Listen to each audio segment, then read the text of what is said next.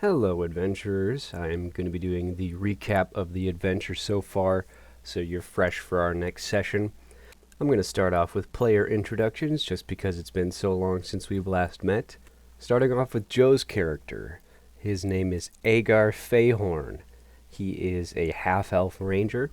He grew up pretty much in the woods with his parents, just outside of Swan Pass. They did their weekly run into town and never returned, so Agar went and investigated. He stuck his nose in a couple places he shouldn't have, and he got kidnapped by the Melonians. So as far as he's aware, his parents are currently in captivity by the Melonians, and he is trying to get them back. Moving on to Ryan's character, we have Hakash. He is a Kalashtar. So from the outside, he, for all intents and purposes, seems to be human. From what he shared with the party, he is trying to get something back for his village, and he needed to get across the Great Divide in order to get to there. In the process of trying to get transport, he was picked up by the Melonians. Moving on to Jesse's character, we have Nimra Garrick. She is a gnome druid. Her hometown is normally protected by a barrier that's maintained by a set of druids. Every 100 years, the next set of druids is appointed based on what they hear from their goddess when they commune with her. The last communion, however, she was silent. Nimra had a vision that gave her a vague idea of where to go to find the goddess, which happened to be going towards the Great Divide, which ultimately got her kidnapped and put onto the prison boat of the Melonians. Moving on to Amy's character, we have Revelta Headstrong, aka Rev. She is a halfling cleric, and she is from the northern city of Unidel.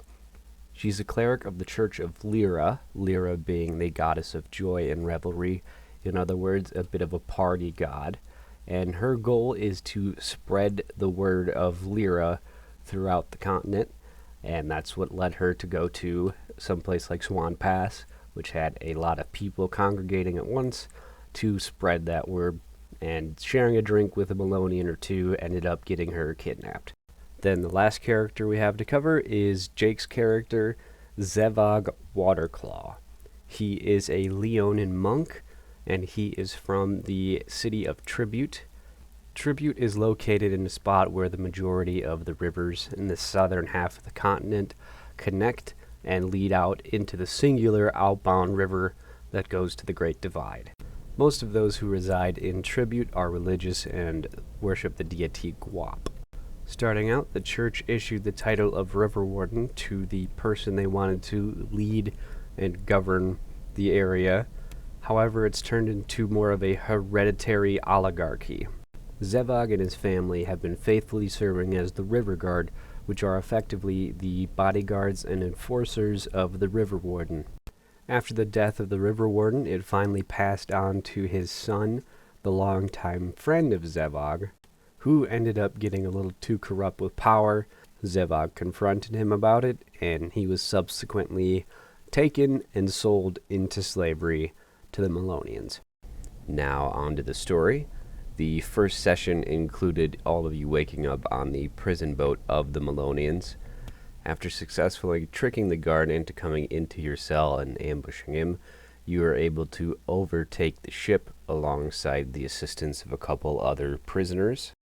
Then, with the assistance of one of the other passengers, you are able to take the ship and get all the way down to the southern part of the continent, where they recommended you go to the Ashala commune as opposed to Tribute, because Tribute had a larger concentration of Melonian forces.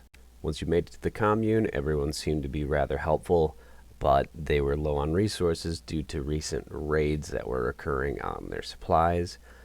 You agreed to assist and try to investigate, and ultimately wound up in a cave to the north along the shore of the Great Divide. In the cave, you found the scout that died trying to investigate it, and you also found the culprits. Wolves were guarding the entrance, and further down in the room with all of the supplies that had been stolen was a sort of master ape, and a handful of baboons that followed him. You did notice something off about the ape. He seemed to have a glow around his eyes, some sort of a magical psychic glow. Once you defeated him, there seemed to be almost an earthquake that caused a cave-in, but you were able to escape. You brought this up to the resident wizard, who suggested that you meet up with one of his old colleagues, now known as High Magistrate Ayla, who lives in the southeast, so you decided to take your ship and head that way. The best way to get to the southeast is to go through one of the tributaries coming out of the city of Tribute. So you ultimately made your way towards Tribute and found yourself in a bit of trouble.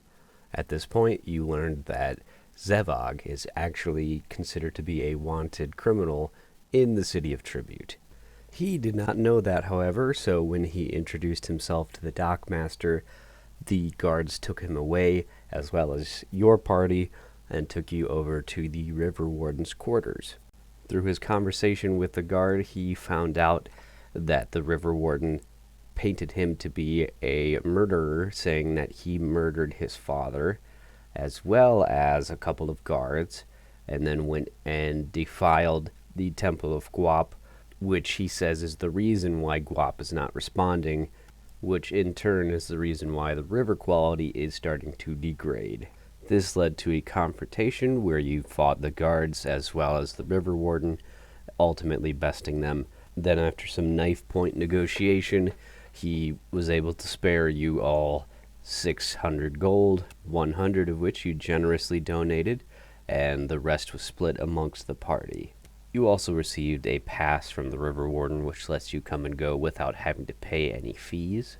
And with that, you purchase any sort of equipment or supplies that you're looking to get from Tribute before leaving to go southeast and meet up with High Magistrate Ayla. But that's the story so far. You guys are going to be ready to go after purchasing whatever you need from Tribute to head out to see Ayla to try and figure out what's going on in regards to the ape with the psychic powers, as well as the tremors that happened once you defeated it.